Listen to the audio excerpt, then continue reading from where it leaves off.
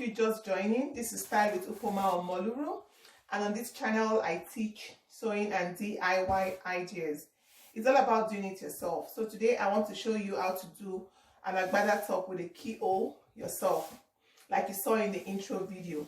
So to cut this top, all I need to do is to get my fabric, fold into 4, like you can see here.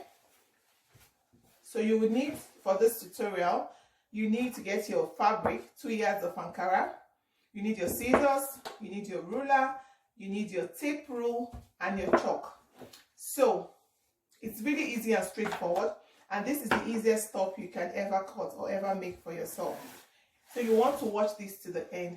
So for those who have not subscribed, don't forget you need to subscribe and turn on your notification bell so you don't miss any of my videos.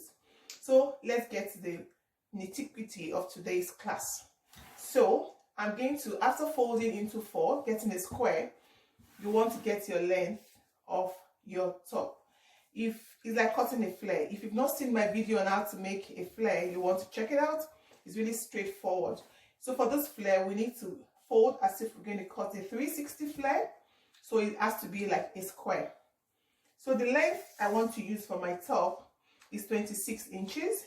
So I'm going to add extra 1.5 inches to that for my folding, or you can do extra 1 inch, but I just like to be on the safe side. 1 inch will be fine because it's going to be a tiny fold, but it's always better to cut a little more, and you can always trim before you start folding. So I have the length of my top, as you can see. So the next thing I want to do, on the fold where you have the angle, the folded side is facing me and the up is also folded. So the outer part this way is open. So I'm just going to get my neckline. You can cut as wide as you want. So I want mine to be 4 inches wide, and I want it to be 4 inches long as well.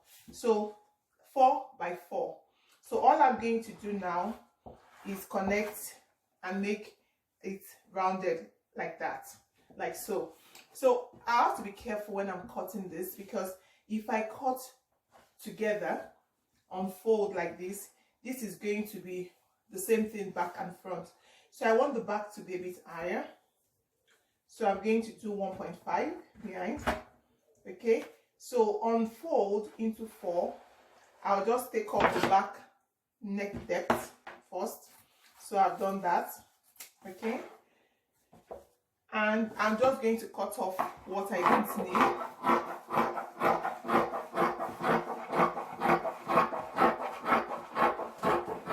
So I've taken that off as well.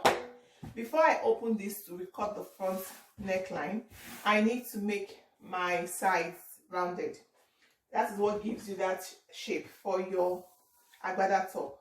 So notwithstanding the length, you want to check how wide you want your sleeve to be, how long you want your sleeve to be.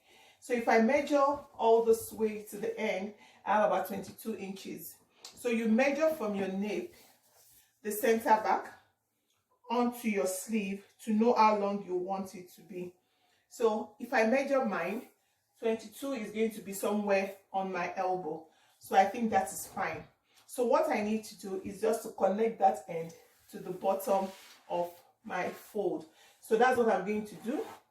So you just connect and you make a curve and you go all the way to the bottom. So you don't need any other measurements at that point. So now I'm just going to cut.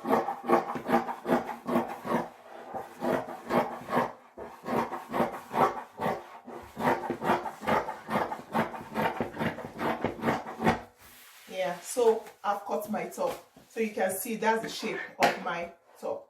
So the next thing I want to do now is to open up so I can cut the front bit down, because I didn't want the neckline to be the same for the back and the front.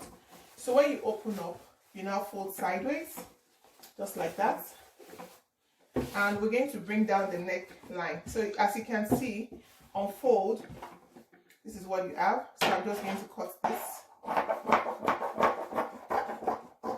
Okay, so I have my back and my front. So we're going to fold this back the way it was, but this time around I want to fold using the front. So because when we want to cut the keyhole, what I'm going to show you will be better done from the right side. So now I'm just going to refold. So I've refolded. Now we want to ascertain where we want our hole to be. So depending on your size, you want to check this out. But most times from the top, because this is like the top of your shoulder, measuring about 15, it's fine. 15. But if you are a bigger size, you can do 16. So for me, for my size, from size 10 to about 16, 15 is good. So at that point, 15 there, I'm going to make my hole. Then you need to check also how wide you want it to be, depending on your size. So make it bigger than your normal size. I'm going to make mine about 50 inches. Okay, yeah. So if I make 50 inches or 48 inches, a size 10 to 18 can wear this. So at this point, I'm going to do my circle or my oblong shape. So you want to do that there. So I've done that. So all I'll need to do now is to pick together at that point, and I'm going to cut. Okay, don't forget, you don't want to cut